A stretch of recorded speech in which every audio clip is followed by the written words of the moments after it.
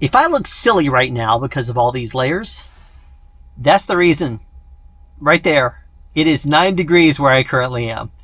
And that 9 degrees, I might add, is the temperature outside the truck. It is supposed to fall down tonight, but I'll be gone. Just like last night, it was 6 degrees where I was in Three Forks, Montana. And it's not, well, now, as I'm speaking to you right now, it's -1 there. But right now here, it's 9 degrees, and by morning, it's supposed to be 0. Okay, let's play catch up here because a lot to talk about. It's kind of, I've been doing, I think, weekly updates for a while, but boy, did this update need to actually happen. Just because it's kind of fun. I am currently layered up. If you watched a few days ago, you'll know that the heater on my truck ran out. And it was out when I was in, it started going out, I think, 5 days ago in Grand Island, I think is what it's called, Wyoming. And by the time I drove to Caldwell, Idaho, it was no longer responding. It was no longer heating. It started to go out a little bit, and I was just like, oh, I'll just turn it off and factory reset the thing, and then it'll go again. But finally, it did a check heater error message, and that was the end of it. Was unable to wake it after that. Now it's no longer wanting to start up. Only did that a couple of times though, but it wasn't, surprisingly, it did not feel all that bad when I was in Grand Island. I don't know why it waited until I got to Caldwell. I was layered up though, and went to bed. One thing I will say that's kind of neat, and I came to learn this in the past couple of days as I've been layering up, because yeah, sure, Schneider will absolutely tell me to go and get my heater fixed. They're not going to just make a driver sit miserably or whatever. It's been my choice because I got a pre-assignment. As you know, when I got to Caldwell, I was already under a pre-assignment to pick up in White City, pick up in Portland, and then to start driving out east. And I live on the East Coast, so it was going to be nice. But if I told them the heater was out, they might cancel that and say, okay, well, we got to get that fixed. Go to Salt Lake City instead and drop my load. The Schneider Operations Center in Salt Lake City would fix it. And I don't want to do that because I called the day I did this vlog. I could not get anyone on the phone that could answer my questions about the heater. So I ended up having to call the next day. Basically, I went to bed shortly after that vlog, and I got up early in the morning and started to drive out west. Now, it took me on some back roads. It took me up a little bit farther, up 84, and then it took me on a back road that went down south, southwest, I believe it was. I remember seeing a turnoff for Crater Lake. That's what it was. I was thinking Mount Hood, but that wasn't it. It was Crater Lake. As I was driving down south, and then it took me through Bend, Oregon. And then it went basically to Bend, Oregon, and then went south. And I looked at that, and I was like, I know Bend, Oregon. It happens to be the location of the very last Blockbuster video. There you go. Got it out the right way. The very last Blockbuster video. And I had been wanting to see it. And I knew it was there. I had actually looked it up the night before and said, oh, all I have to do is go down to Bend where it's wanting me to in the directions. And then instead of turning left and going south through the whole town of Bend until I get to the interstate going south, instead, I could turn right the opposite direction, go up a couple of blocks, then turn left and get right on the interstate. So as opposed to driving all the way through the town until I go like a couple of miles and then get on the interstate, I turn right, go down a couple of blocks, turn left, and the Blockbuster would be on the left, and then go down about another block and then get on the interstate, which seems faster to me. So I was like, okay, that's probably what I'll do. Now, as I was driving the road I took, There was nothing out there.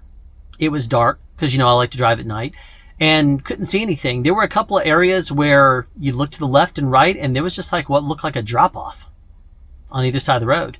And when I stopped to do a load securement check, I stopped at a little pull off, and there was nothing I could see. I had my headlight on, not the headlight on the truck, but the headlight, the single light.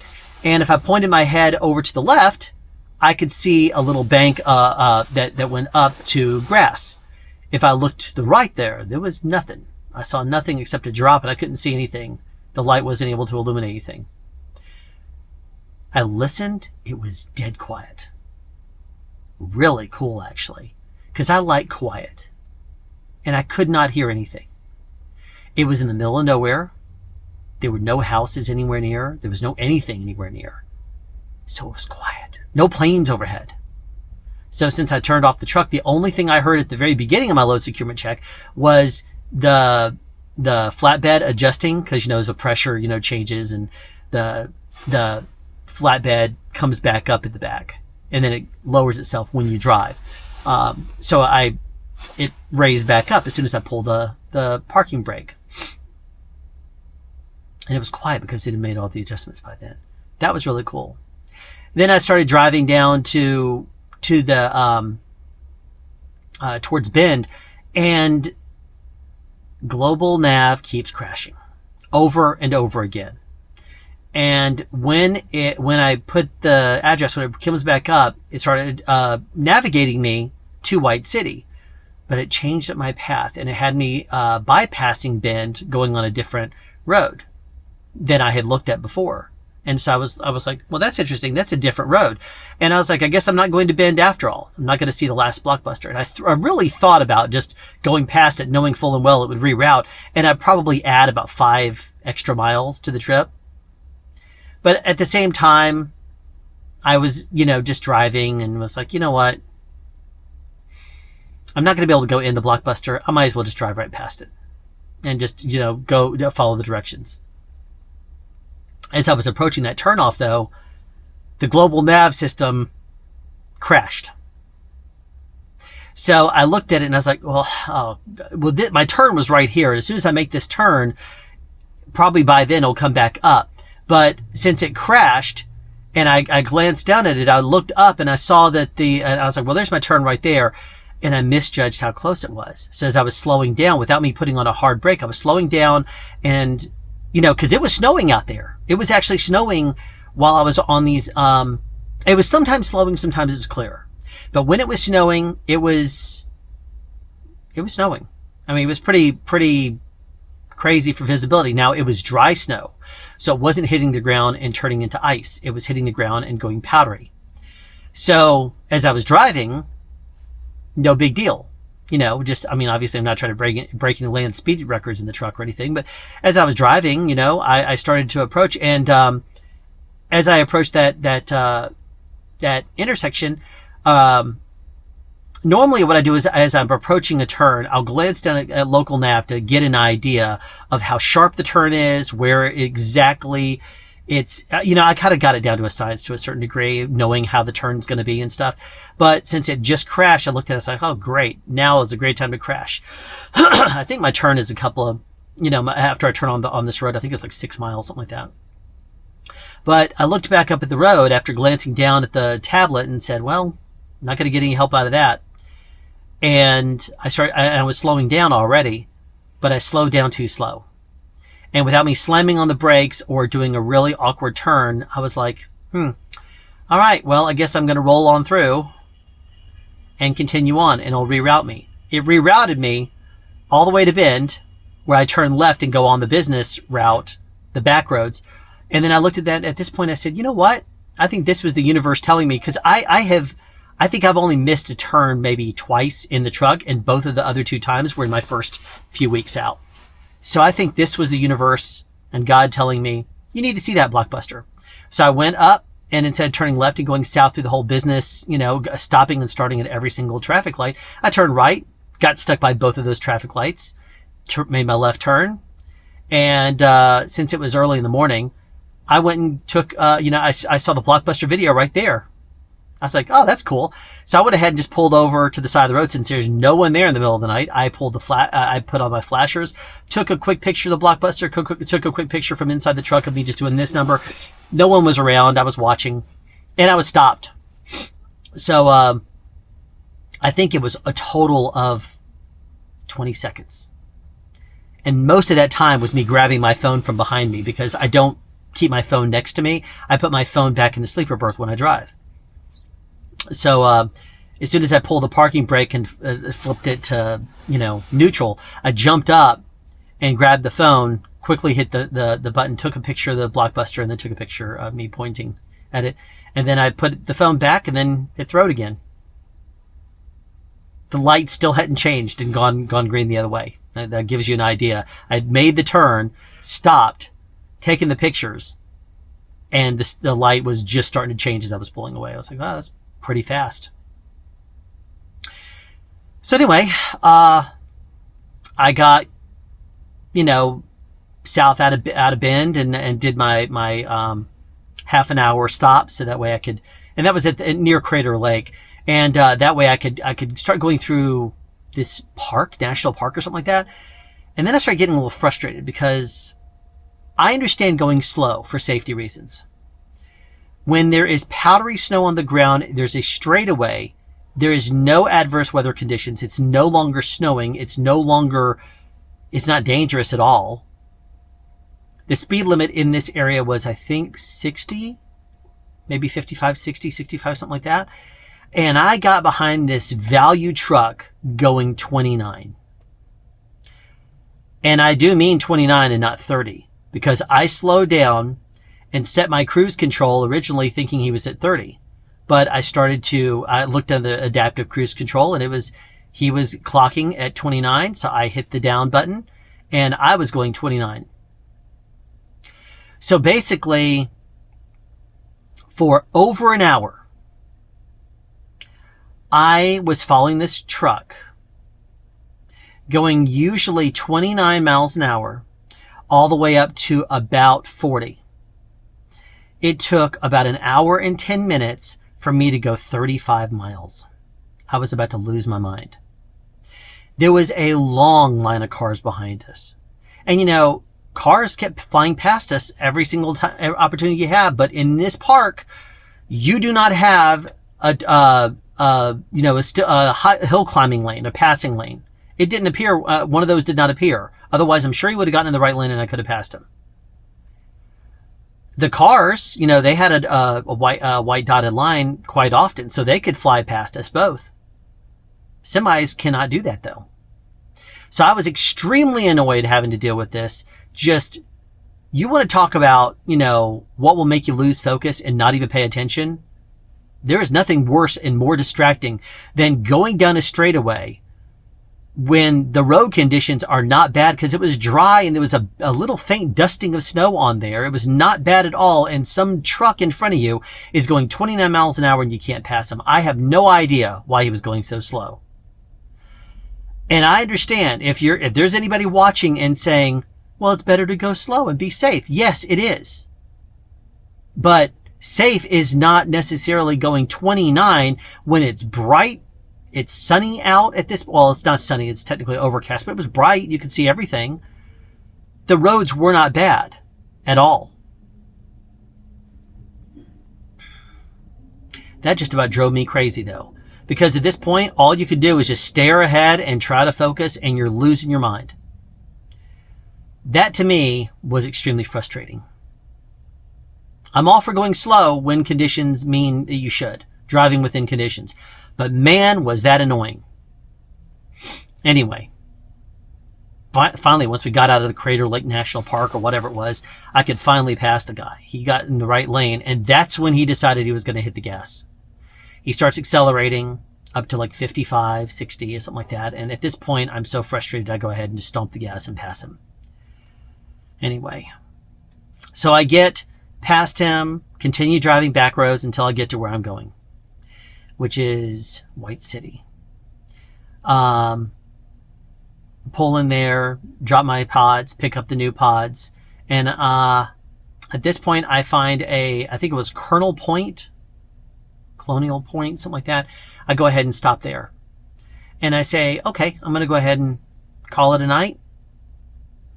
And it starts to get cold. So I'm layering up.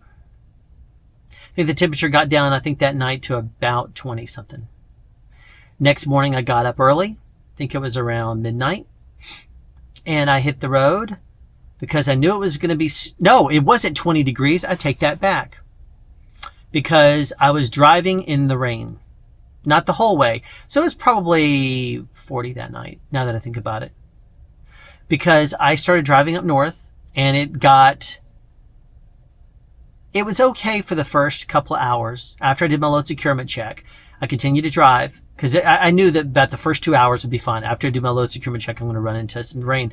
And sure as the world, the predictions were right. I saw a little bit of rain, got there, drove through some rain. By the time I finally got there to Portland, it is just before 6. I go ahead and break my straps and then go off duty, and I'm waiting. Guy shows up just before 6, and he's just a driver that drives out the local pod deliveries. And about another 15 minutes later, 6:15 or so, another guy shows up, and I get out to greet him too, hoping he's the forklift guy. No, forklift guy shows up at 6:45, and he has to do some paperwork, and they do not let me in the building. I asked if I could, if I could use the restroom, and they're like, we're not really opened up yet. And I'm like, okay, it's after 6. He didn't say they're not open yet. He says, I can't have you in just yet. I'm like, okay. Anyway, it's not like I'm going to steal something. And if I did, guess what was going to happen? They'd say, you know what? It must have been that Schneider driver. And they would have me because I was the guy that did the paperwork. I was there. It'd be very easy to find out if I stole anything. Anyway, whatever. So anyway, I was out of the truck. And finally, at 7:15, the guy is done loading them up, comes out, and gives me my pods, my 2 pods. And I hit the road, and I drive out, what is it, Stanfield, I think it was? Stanfield, Oregon, I think is what it was. Smooth sailing. Now, something to note.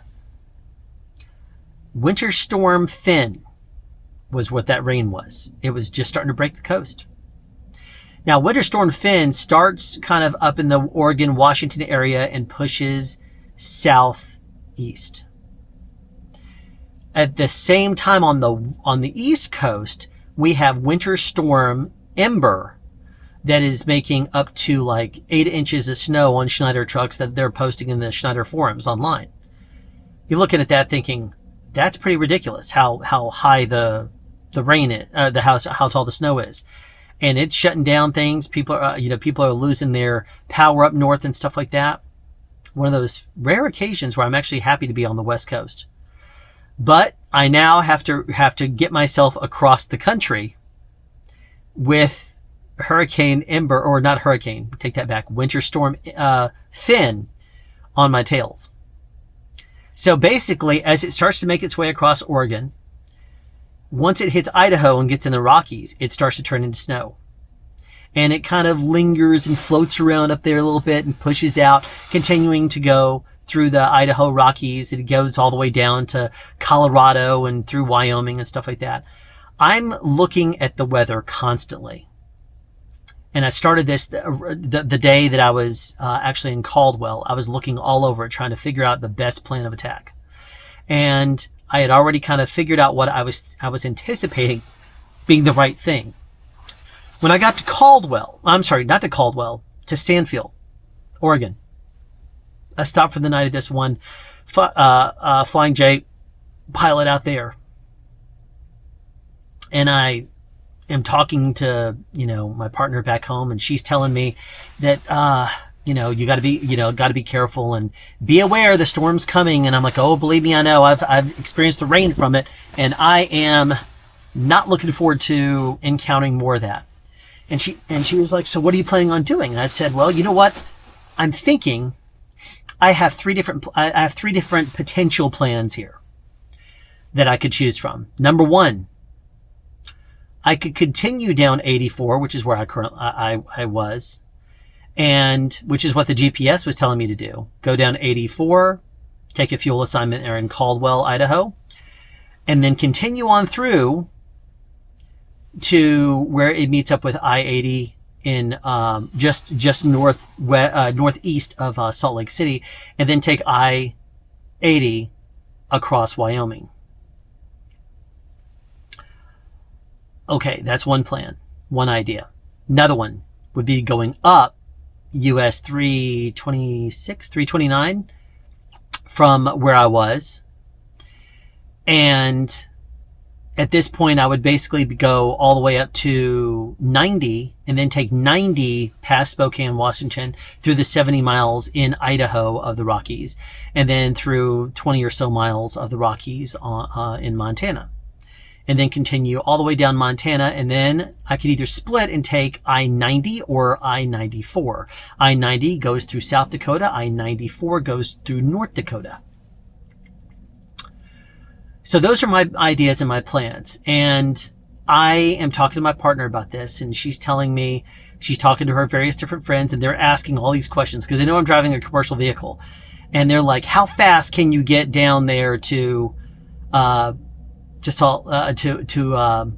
Wyoming? And I'm like, fast and CMV are not two words that you really can use. Even if you want to, the thing's still governed at 65. So it's not like you're going to be winning any land speed records. And you don't want to just drive if you're in the middle of a storm. You don't want to sit there and just stomp on the gas and try to fly past everybody to get someplace. You're not trying to race a storm here. So, but they were telling me, yeah, because when I stopped for the night, the storm pushed on past and it was headed that direction. So I knew I was going to have some areas of no rain. And then as I was getting about to Caldwell, there was going to start to be snow. And as I continued down, there was some traffic already starting to get kind of crazy there in the Caldwell area, due to rush hour and due to people trying to race home for the storm. And I knew it was going to start snowing there, and being that that's the Rockies in Idaho, yeah, it was going to start to get kind of a little fun.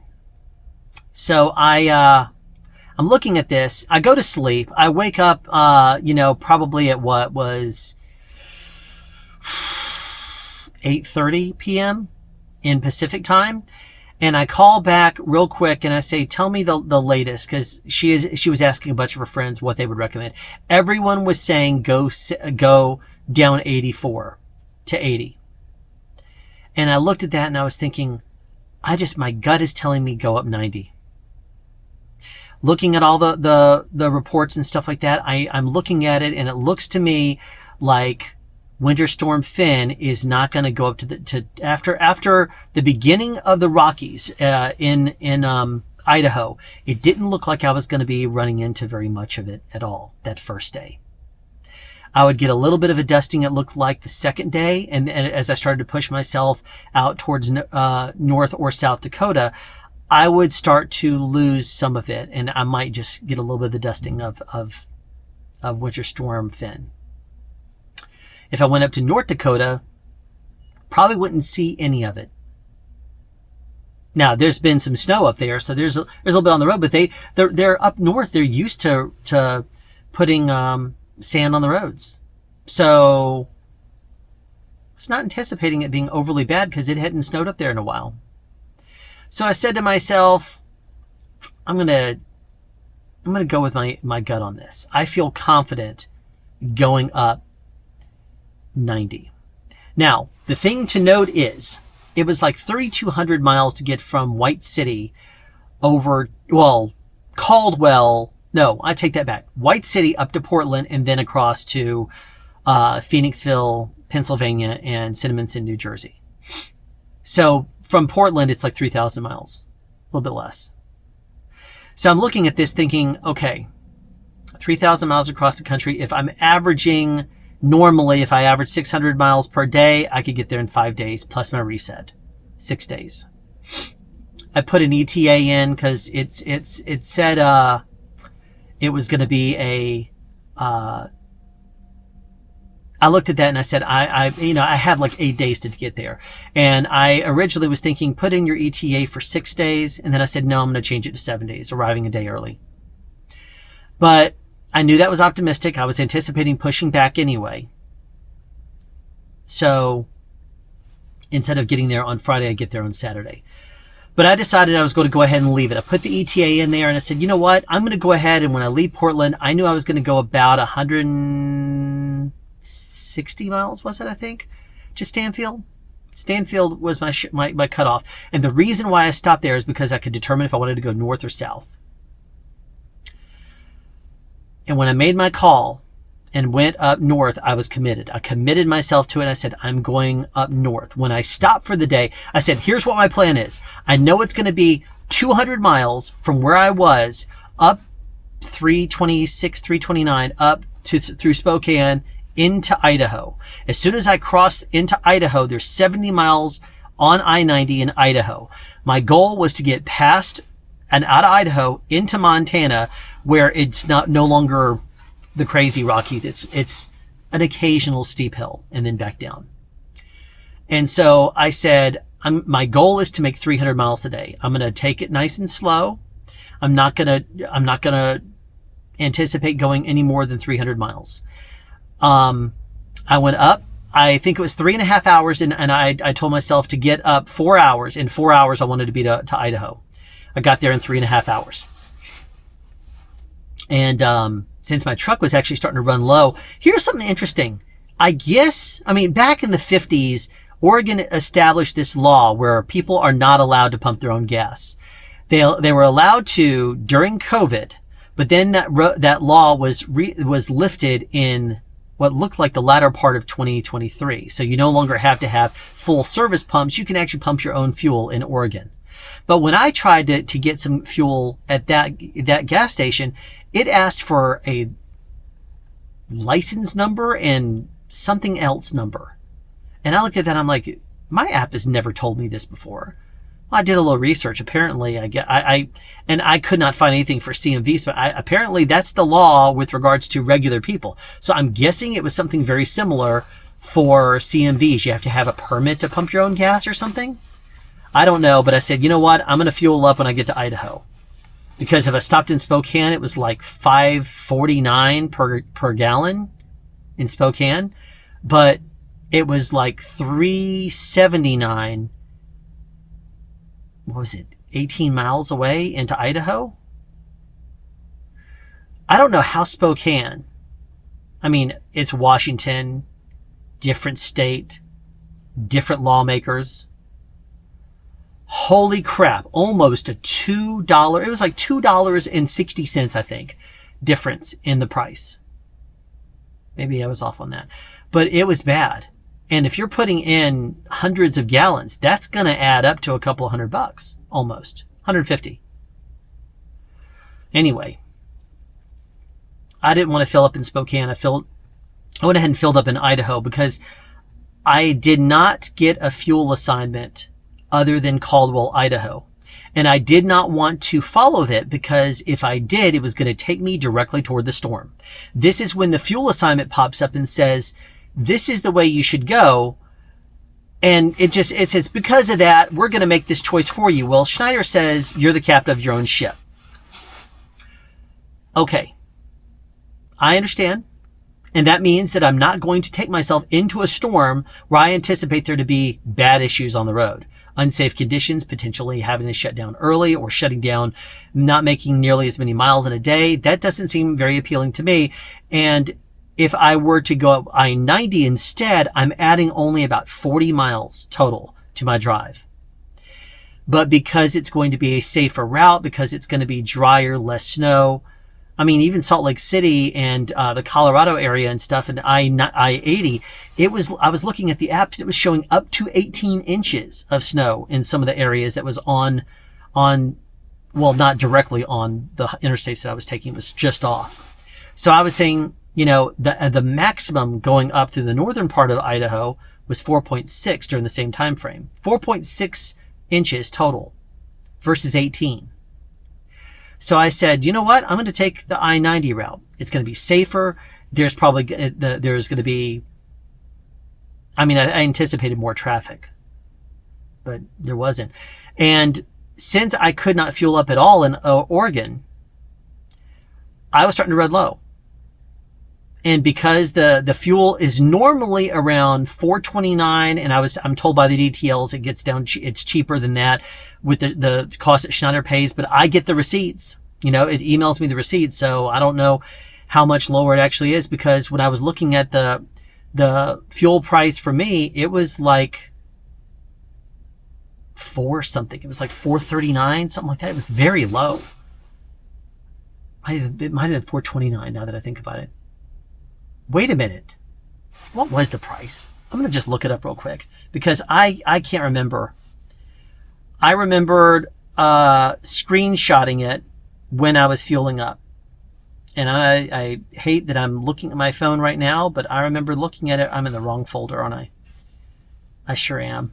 Albums, and then it's under screenshot. Okay. Yeah. What kind of fuel do you want? Right here.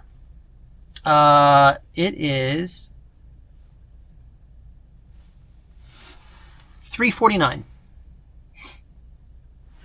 So $3.49 is a lot lower than $4.29, which is what it's been.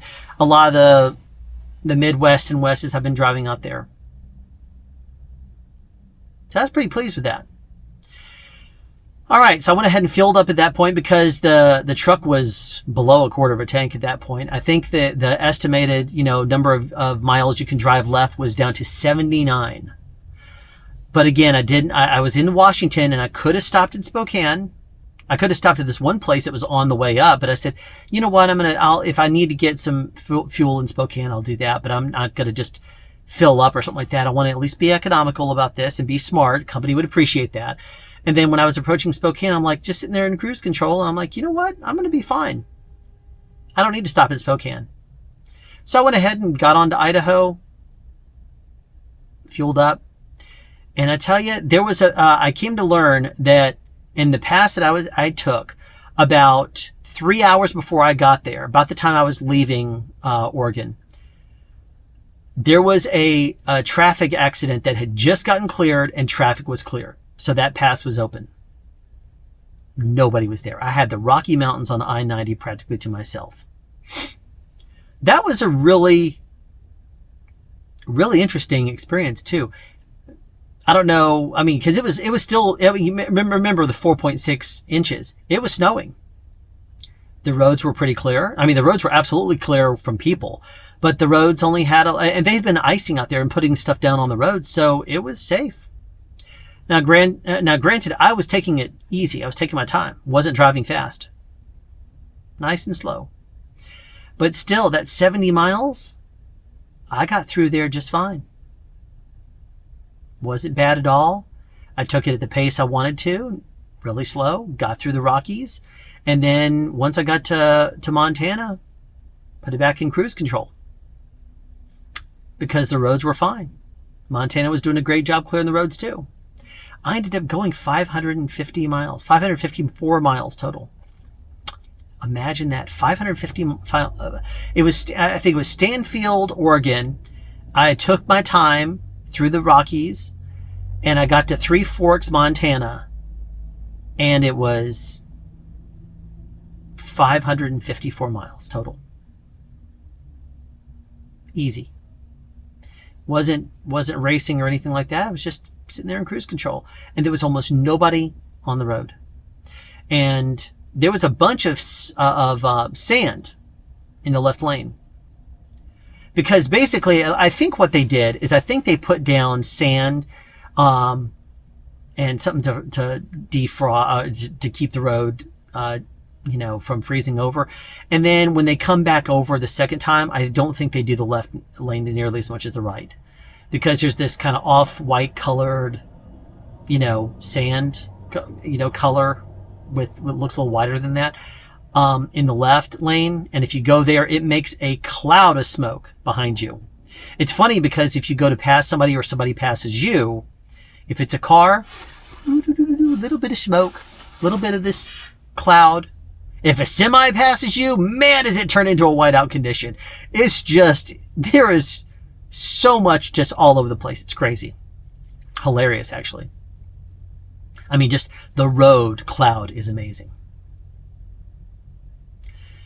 I normally get into the habit of, if anything ever gets on the window, if it's wet, I'll use the windshield wiper and wipe it, and knock it off. If I need to stop and pull over and wipe off the windows, I will, but I don't have to do that. Now, I didn't have to when I was driving through there. But one thing that I did find kind of interesting is that my windshield wiper fluid was frozen.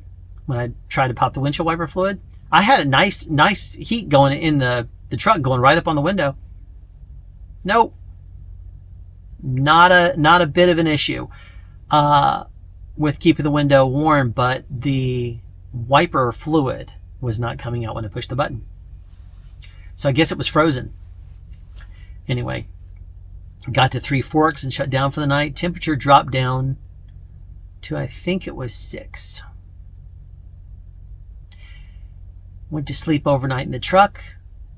Because again, Schneider would repair the truck if I, repair the heater if I wanted it done. And yes, I do want the heater fixed, but I don't want them to sacrifice a job, that would get me back across country. And I don't want to just shut down for a few days when I know as soon as I get back on the East Coast, it's going to be early in the week that starts my home time.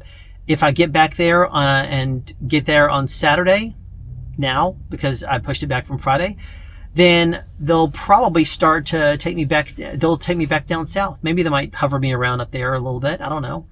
But they might work me back down toward Richmond. They may take me to Texas. I don't know. I should stop speculating. But what I do know is that I'll be on the right coast, and they're not going to take me back across country.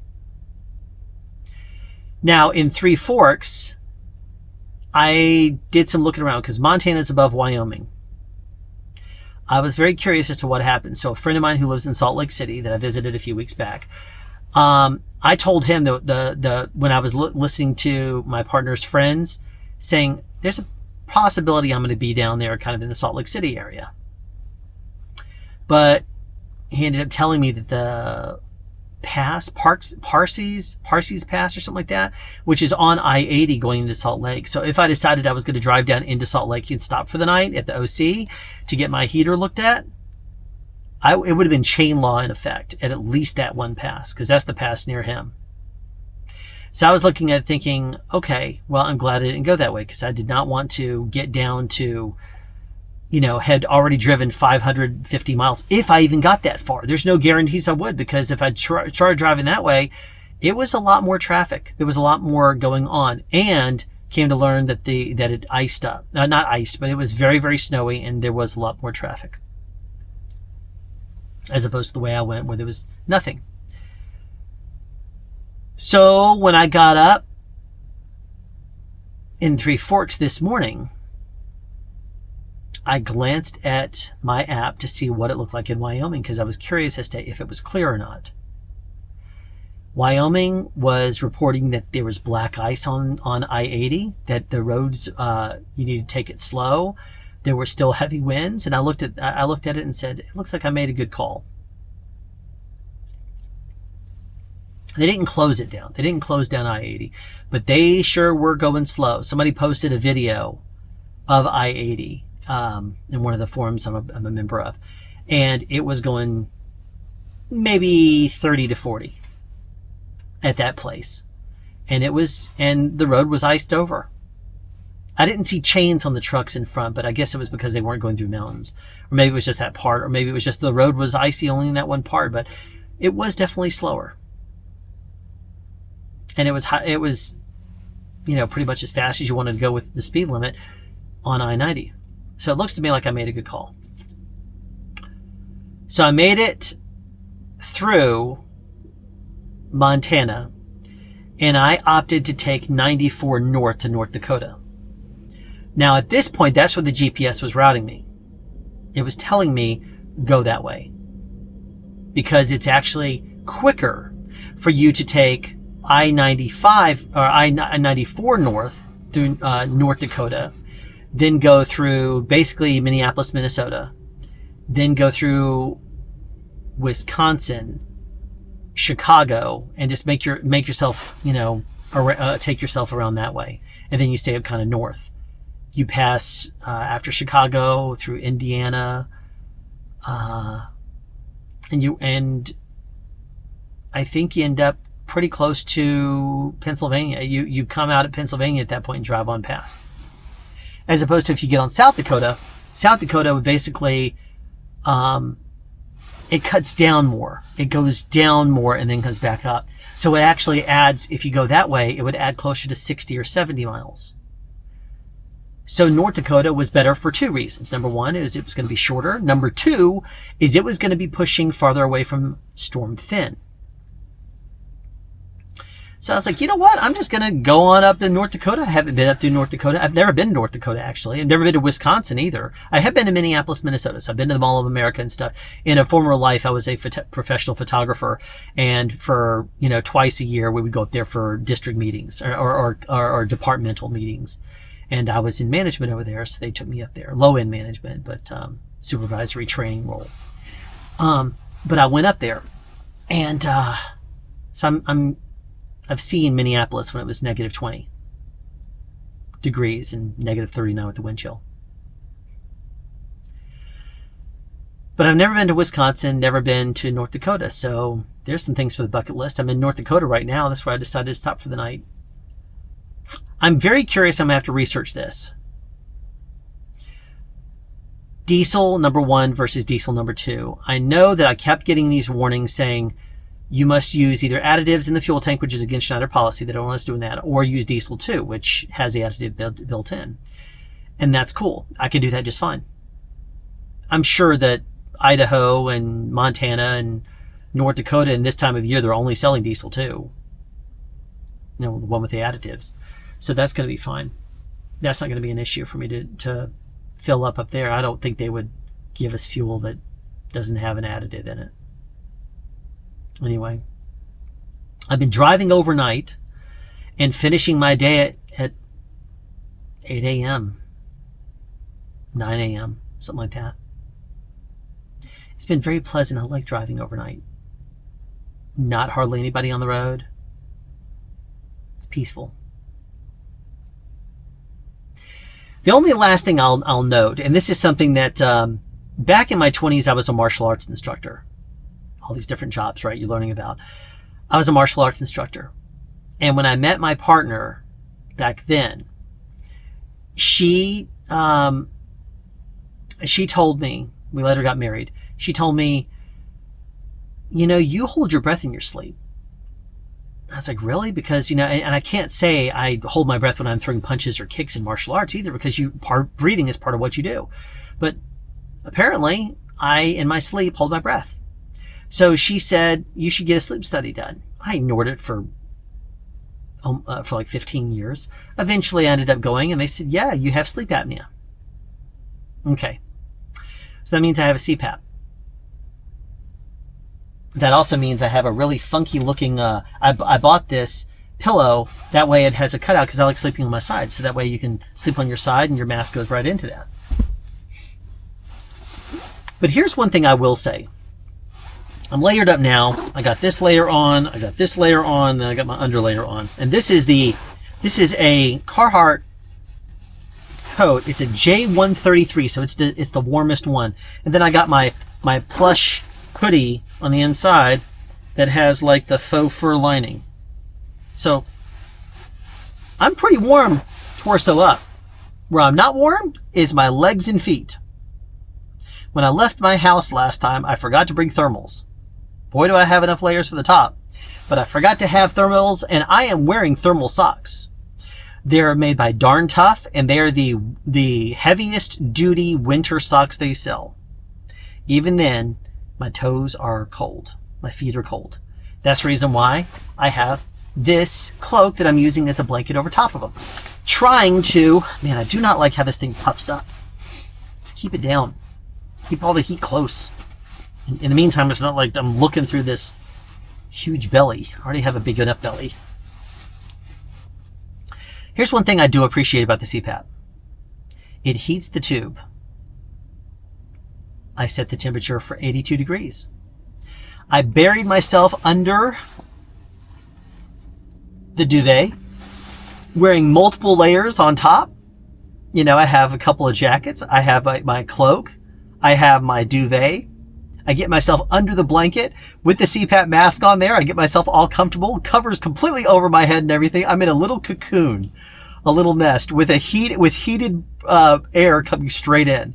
I breathe it back out. It's under the covers. I'm not in no risk of being suffocating or anything like that. I'm waking up in the morning happy as a clam. I am just happy. I wake up and I like wake up before my alarm goes off. And I am just warm. I'm like, this is nice. Nice and toasty. I wonder what time it is. Now I look over it. It's half an hour before my alarm is supposed to go off. Both days, I've gone to sleep, set my alarm for 7 hours, woken up at 6.5, and I'm fully well rested. I'm perfectly happy. So I just kind of lay there, and as soon as I take my face out and look around, when I say wake up in the morning, what I mean is wake up at 8:30 at night. But that's when I wake up and I drive overnight.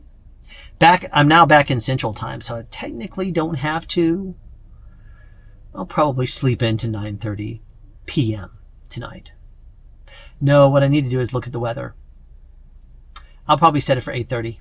It's snowing right now. But it's supposed to dissipate, and it's supposed to completely clear up on the interstate if I leave this area by about 9:30 p.m.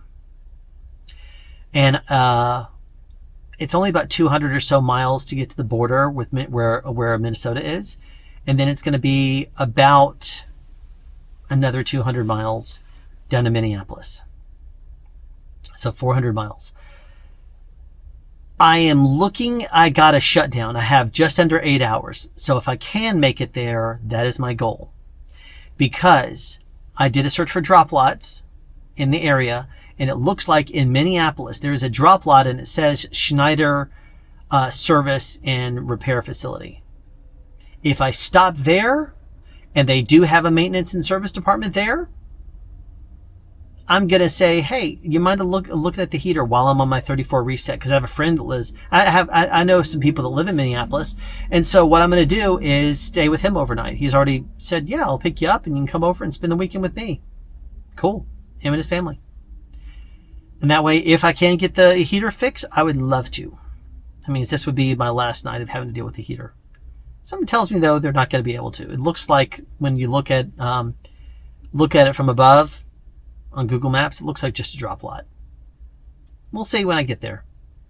Unless there's really weird traffic conditions, which I can't anticipate. I don't anticipate there being in the middle of the night, because as soon as if I leave here about 8:30, I'm not going to run into any of the any snow.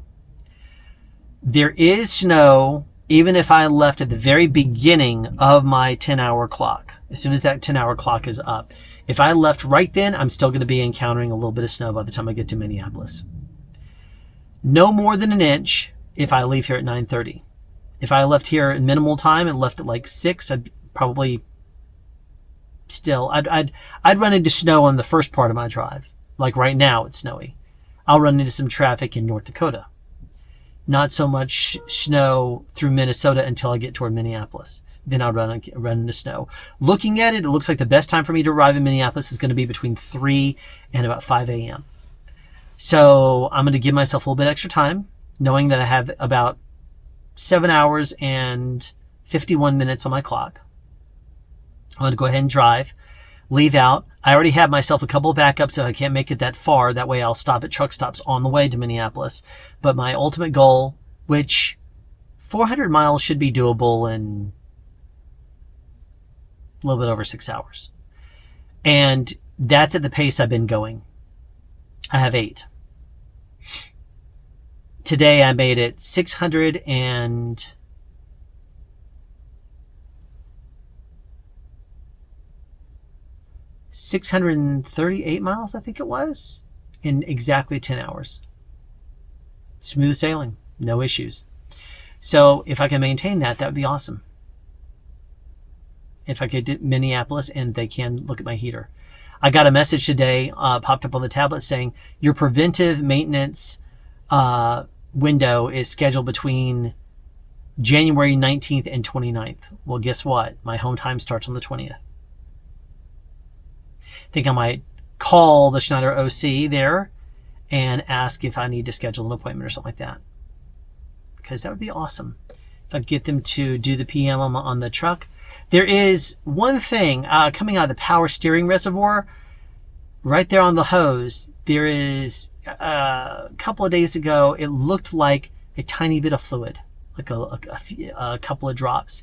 The next day, it looked like it was spreading just that much down from the top, you know, the where the band is, the compression band. And then the next day, it looked like it had gone down a little bit, but it has not gone down any farther since. The fluid level is the same, because I've been keeping an eye on it. It's the only thing. That and the windshield wiper fluid seems to be frozen, and the bunk heater back here is no longer working. So it's a good timing for the PM. I was going to end up taking it to service anyway. And unless there is an issue where it starts leaking, because I've been checking the level every single day, doesn't appear to be leaking. So if it maintains that way, I'll get it fixed during my home time. If it starts actually leaking, like more so, I'll end up having to stop and taking it to a Schneider OC. Pennsylvania may be on the way. Gary, Indiana may be on the way. I got to look at my times. Gary, Indiana, Indianapolis, Indiana, and Harrisburg/Carlisle, Pennsylvania are kind of all on the way. So if I can't get it fixed in Minneapolis or at Eagan, then I will look at that. I will look at if those OCs are on my way. Once I get to Minneapolis, it will be Tuesday morning. I could keep my ETA for 1,200-ish miles of Friday, do my shutdown, wake up and just stomp on the gas. Driving, I anticipate at the end, when I start to get to the end of my 34, I'm going to be looking at the weather. I don't think it's wise trying to get 600 miles when I know I'm driving into the remains of Ember and I'm going to be basically on the tail of Finn. Because if I didn't have to do my 34, I'd be able to maintain slightly in front of it. But no, I got to do a 34, so it's going to put me slightly behind it. That is the latest, though. Got to get the truck fixed. Got to look at the storms, determine if Ember is going to be good to me, if I can get there. I think I'm going to run into the outskirts of it a little bit. But I think I'll be okay as of now, at least, if I were to drive on. We'll see what happens, I guess. Thanks for watching.